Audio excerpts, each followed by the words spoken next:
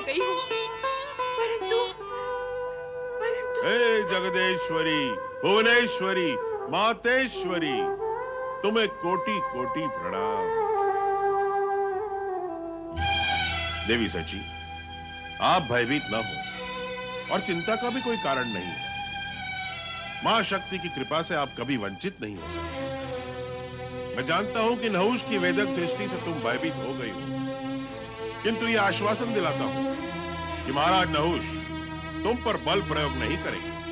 फिर भी तुम पर आए हर संकट का सामना तुम्हें अत्यंत चतुराई और कूटनीति से करना होगा। मुझे पूर्ण विश्वास है कि नहुष की कामनाओं की विस्फोट का सामना तुम दृढ़ता से कर सको। तुम्हारा कल्याण हो।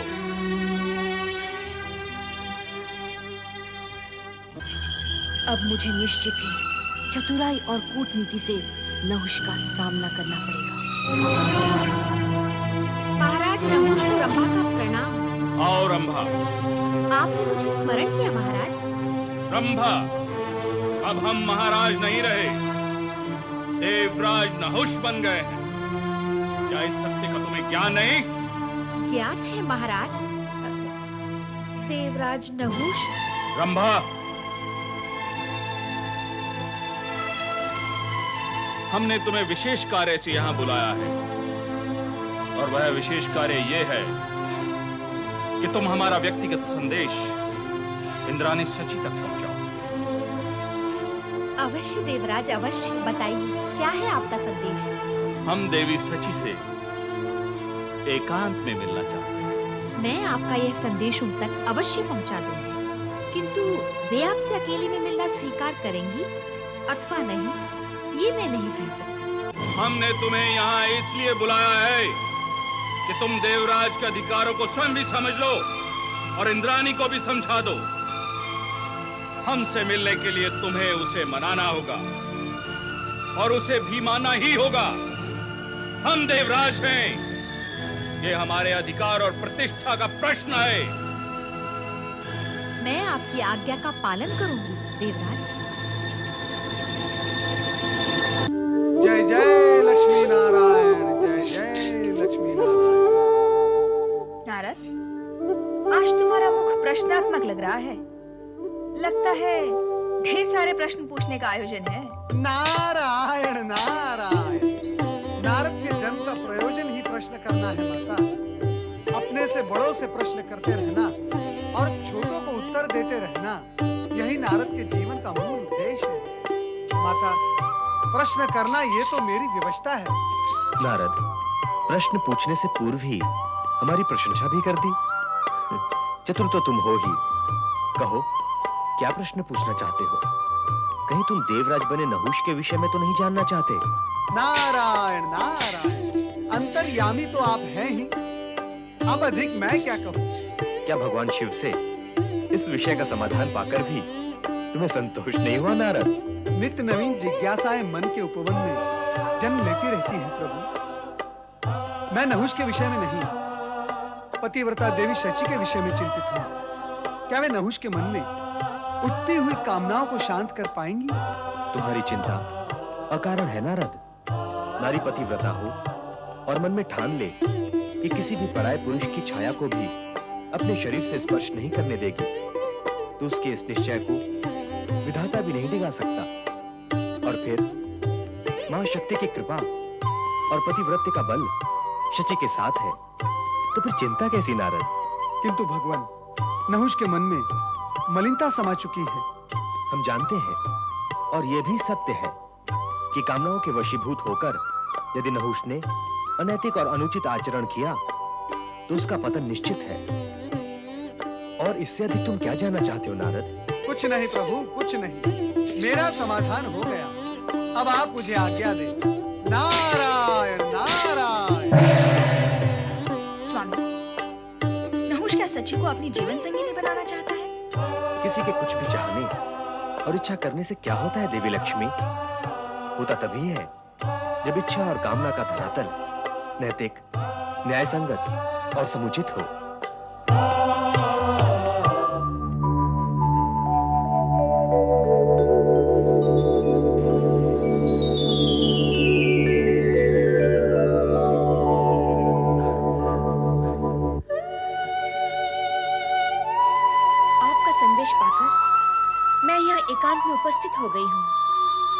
देवराज नहुष, क्या आज्ञा है मेरे लिए? देवी सची, मैं आपके विषय में अधिक नहीं जानता। किसी भी पुरुष के लिए पर नारी के विषय में अधिक क्या कम जानना भी उचित नहीं है देवराज। चंचल वृत्ति के पुरुष ही पराई नारी के विषय में जानने के लिए उत्सुक होते हैं। आप जानती हैं हमने आपको यहाँ क्यों बुलाया है? पराई नारी को इस प्रकार एकांत में बुलाना भी सद्पुरुषों के लक्षण नहीं है। और मैं ये भी जानती हूँ कि जब कोई पुरुष किसी पराई नारी को इस प्रकार एकांत में बुलाते हैं तो उसका एकमात्र उद्देश्य प्रणय निवेदन ही होता है। फिर भी तुम आई? विवशता, परवशता, प्रतिकूल परिस्थितियों के बंधन से बाध्य होकर आई हूँ। और मेरा अनुमान यदि सत्य नहीं है तो आपके मन में और क्या है वो स्पष्ट करें देवराज। स्वर्ग के सिंहासन पर बैठने वाली देवी सची का अनुमान असत्य कैसे हो सकता है? आश्चर्य का कोई कारण नहीं है देवी। हम देवराज हैं और तुम इंद्राणी, इसलिए तुमसे संबंध जोड़ना अनुचित नहीं होगा। यही है हमारे मन में। पर मैं विवश हूँ देवराज। इंद्रदेव के होते हुए मैं आपसे संबंध नहीं जोड़ सकती। इंद्रदेव का कहीं कोई पता नहीं। वे तो स्वर्ग से वंचित और बहिष्कृत हो चुके हैं, इसलिए उनके विषय में सोचने का कोई लाभ नहीं। अब तो तुम हमें ही अपने स्वामी के रूप में स्वीकार करो। यही कहने के लिए हमने तुम्हें यहाँ बुलाया है। मैं अपने पति के प्रति संपूर्ण रूप से समर्पित और निष्ठावान हूँ। किसी पर पुरुष से संबंध जोड़ना मेरे लिए पाप है। पाप मन की दुर्बलता है देवी। इस दुर्बलता का बहिष्कार करना चाहिए, तोड़ देना चाहिए इस पाप के भ्रम को। आपका आदेश मानकर मैं ये भी कर सकती हूँ, परंतु कर सकती हो तो फिर बाधा कहाँ? परंतु क्या? यदि आप इस विवाह को उन सप्त ऋषियों द्वारा मान्यता दिलवाएं जिन्होंने आपको स्वर्ग के सिंहासन पर बिठाया है। सप्त ऋषि हमारी बात अवश्य माने। क्षमा करें देवराज, केवल उनके मान लेने मात्र से मैं नहीं मान जाऊंगी। उनके सहयोग और स्वीकृति को मैं तभी स्वीकार करूंगी जब वो आपकी उस पालकी को अपने कंधों पर उठाकर लाएंगी जिस पर बैठ के आप मुझसे विवाह करने आएंगे। हमें ये भी स्वीकार है। तुम केवल एक बार अपनी स्वीकृति दे दो।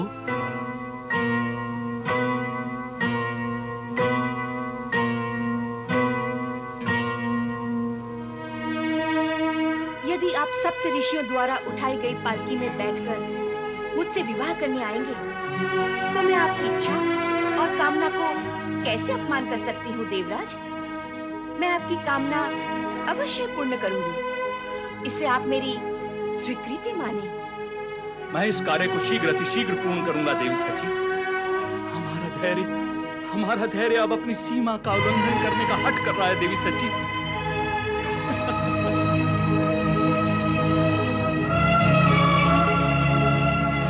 हे मां शक्ति, सदा मेरी रक्षा करना।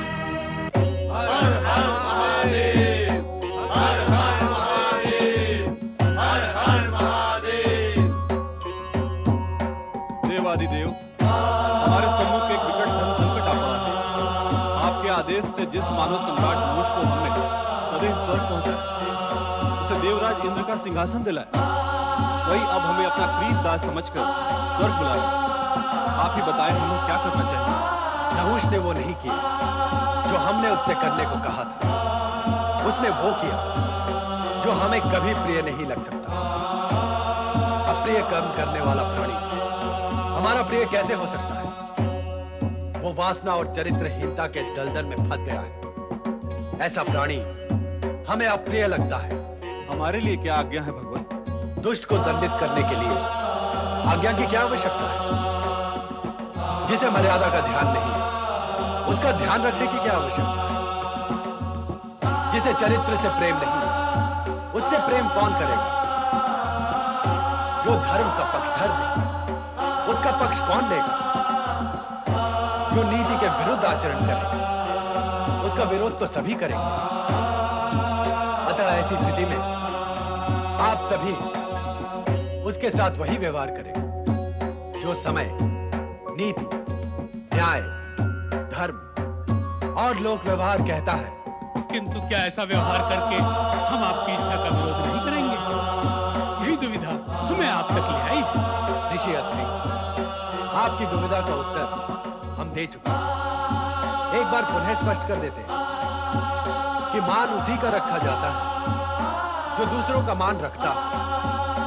जो प्राणी सावधान करने पर पतन का मार्ग अपनाए, वो निश्चित रूप से दंड का अधिकारी है।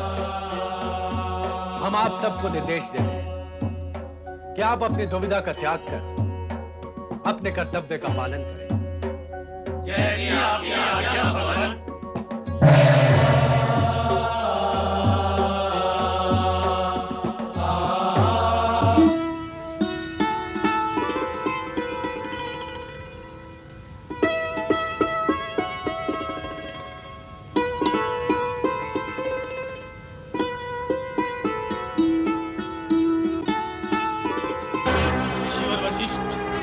जीवन में ऐसा पतित कर्म हमने कभी नहीं किया। आकाश की शोभा बढ़ाने वाले हम सब ऋषि इस कामुक नहुष के कहार बनकर इसकी पालकी ढो रहे हैं। हमने नहुष को स्वर्ग के सिंहासन पर बिठाया और उसने हमें इस दुर्गति पर पहुंचाया कि आज पालकी पर हम उसे बिठाकर ढो रहे हैं। हमें इंद्रानी सच के पास पहुंचने की शीघ्रता है और तुम पग ना उठाकर आपस में वार्ता कर रहे हो। लाज नहीं आती है तुम्हें? नहुष, हम तेरे सेवक नहीं हैं। हमें कहता है, अरे लाज तो तुझे आनी चाहिए।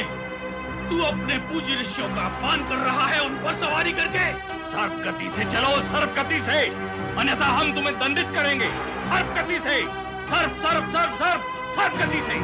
नहीं, तीव्र गति से चलना संभव नहीं। सर्वथा नहीं, हमारे लिए सर्प गति से चलना संभव नहीं। क्या कहा? सर्प गति से नहीं चल सकते? मेरी आज्ञा का उल्लंघन! हे कृतघ्न दुष्ट नहुष, तूने हम सप्तर्षियों का घोर अपमान किया है।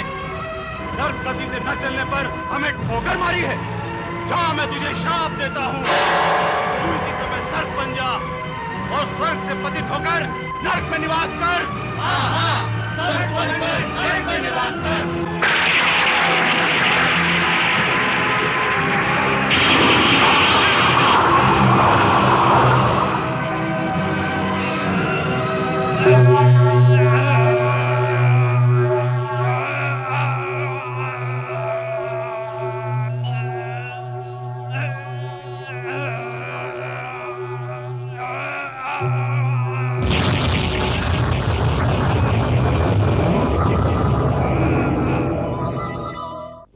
महेश्वर की आज्ञा से सप्त ऋषियों ने अपनी योजना अनुसार नहुष को दंड देकर और सर्प बनाकर नरक भेज दिया। इससे दुराचारी को दंड अवश्य मिल गया, किंतु शची का मन अपने पति की चिंता में अब भी व्याकुल ही था। इंद्र प्रायश्चित करते हुए तथा शाप मुक्त होने के लिए मान सरोवर के कमल में बैठे तपस्या कर रहे थे।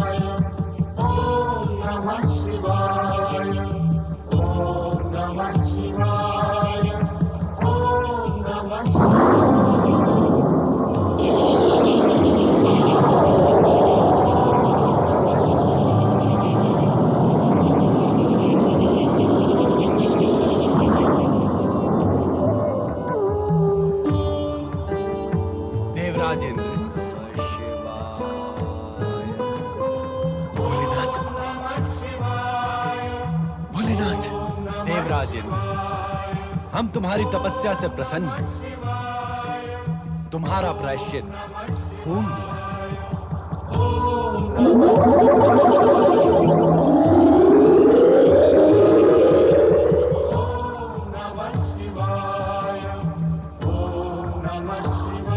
अपनी तपस्या के पुण्य से तुम बाधा से मुक्त हो गए।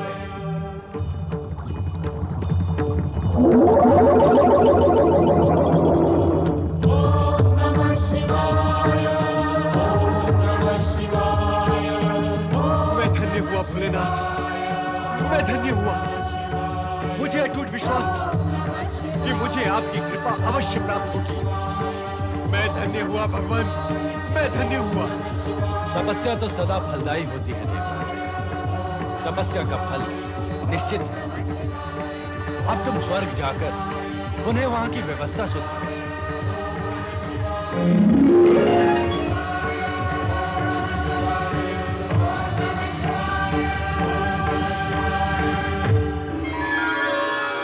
स्वर्गाधिपति देवराज इंद्र की जय। स्वर्गाधिपति महारानी इंद्राणी की जय। स्वर्गाधिपति देवराज इंद्र की जय। देवराज इंद्र, महारानी इंद्रानी स्वर्ग के सिंहासन पर पधारे।